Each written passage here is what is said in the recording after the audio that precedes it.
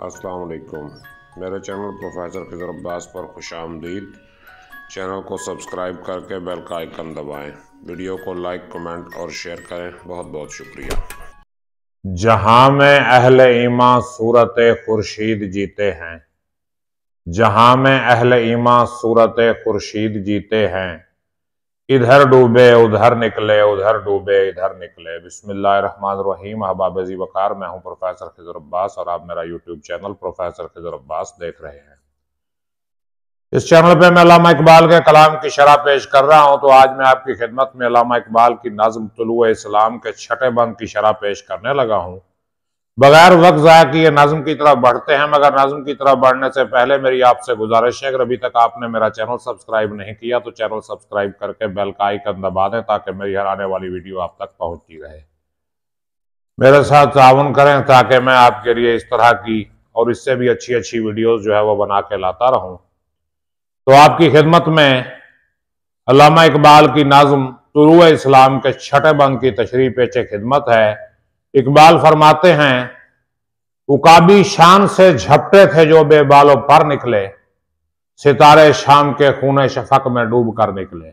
ये इसका पस मंजर जो है पहली जंग अजीम के बाद तुर्की की शिकस्त और बाद में मुस्तफ़ा कमाल पाशा की ज़ेरे क़ियादत उसका जो कम बैक हुआ, जो वापस आए और उन्होंने मैदान में आके मुकाबला किया और तुर्की को दुश्मन कुव्वतों से आज़ाद कराया। अपनों की गद्दारी और तुर्कों की बहादुरी और मुसलमानों के लिए उम्मीद की एक किरण लेके इकबाल जो है इस नज़्म में आए हैं।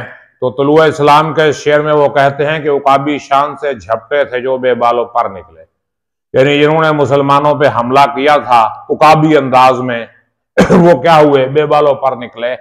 उनके पास तो परोबाल थे ही नहीं, यानी वो मुकम्मल तौर पे उनका मुकाबला नहीं कर सके। क्यों कि जिस वक्त जर्मनी को शिकस्त हुई और इत्तेहादियों ने तुर्की को तकसीम करने का प्रोग्राम बना लिया और यूनान को कहा कि वो तुर्की पे हमला कर दे, तो वो उकाबी शान से झपटे थे तुर्कों पे हमला करने के लिए। लेकिन जब तुर्कों ने गाजी मुस्तफ़ा कमाल पाशा की क़यादत में उनका मुकाबला किया और उन्हें मुंह तोड़ जवाब दिया, स्कारिया की जंग में 14 दिन तक दस्त बदस्त लड़ते रहे, यहाँ तक कि यूनानी जो है वो पीछे हट गए और तुर्कों ने उनका पीछा करके उन्हें बुइरा रूम के सहल से भी आगे धकेल दिया। तो इसको वो कहते हैं कि जब वो उकाबी शान से आए थे तुर्कों पे, वो बेबालो पर हो गए और सितारे शाम के खूने शफक में डूब कर निकले। तो जो शाम के सितारे थे, जो मुसलमान थे, वो खूने शफक में डूब कर निकले, उन्होंने कुर्बानियां दी, जान दी, खून बहाया और दोबारा जो है वो चमक उठे, दोबारा वो तरक्की की राह पे चल पड़े। और अगला शेर देखिए कि हुए मदफून दरिया, हुए मदफून दरिया जेर दरिया तैरने वाले, यानी जो दरिया के नीचे तैर रहे थे, समंदर के नीचे तैर रहे थे, अमन में थे, वो उसके नीचे ही दफन हो गए और तमाचे मौज के खाते थे जो बनकर गुहर निकले। और जो मौजों के तमाचे खा रहे थे, थपेड़े खा रहे थे मौजों के, वो क्या हुए, मोती बन के निकले।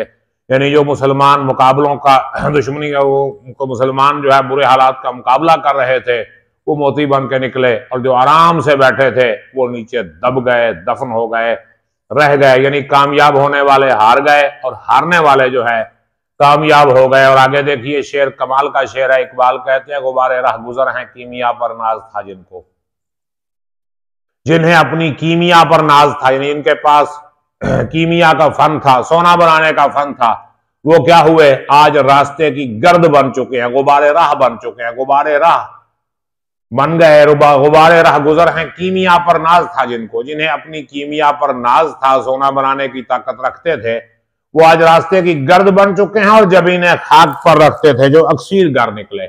और जो अपनी पेशानियां खाक पे टिकाते थे, खुदा को सजदे करते थे, वो अक्सीर गर निकले। अक्सीर किसे कहते हैं, उस दवा को कहते हैं, उस कीमियाई मादे को कहते हैं जो आम धात को सोने में बदल देता है।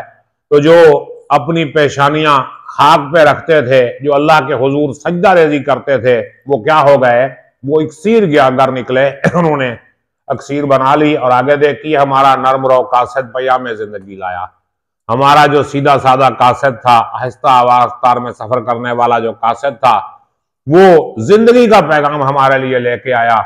लेकिन खबर देती थी जिनको बिजलियां, वो बेखबर निकले।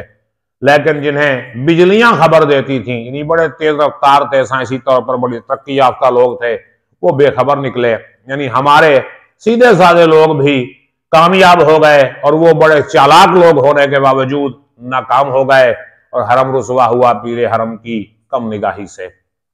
और पीरे हरम से मुराद शरीफ मक्का है, जिसने तुर्की की खिलाफत से गद्दारी की, अंग्रेजों के साथ साजबाज की और तुर्कों को यूं समझ लें कि तुर्कों की पीठ में छुरा घोंपा।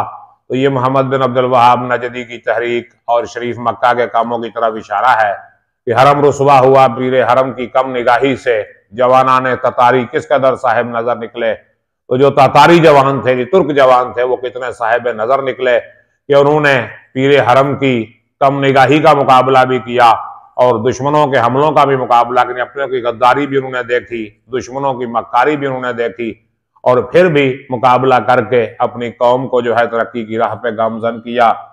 और जमीन से नूरियान आसमां परवाज कहते थे। नूरियान आसमां परवाज, जो आसमान पे परवाज करने वाले फरिश्ते थे, वो जमीन और अहले जमीन से कह रहे थे क्या कि खाकी जिंदा तर, पाइंदा तर, ताबिंदा तर निकले। कि ये जो खाकी हैं, ये जो इंसान हैं, ये ज्यादा जिंदा हुए, ज्यादा इनको बका मिल गई और ये ज्यादा चमक उठे। यानी जवाल के बाद इनको फिर उरूज मिल गया। अरूज आदम खाकी से अंजुम सह में जाते हैं, तो ये टूटा हुआ तारा महे कामिल न बन जाए।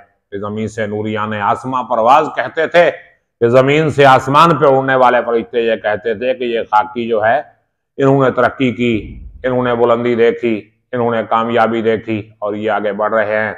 और जहां में अहले ईमान सूरत खुर्शीद जीते हैं। दुनिया में अहले ईमान जो हैं वो कैसे जिंदा रहते हैं? सूरत खुर्शीद, जैसे सूरज जिंदा रहता है वैसे ही ये जिंदा रहते हैं।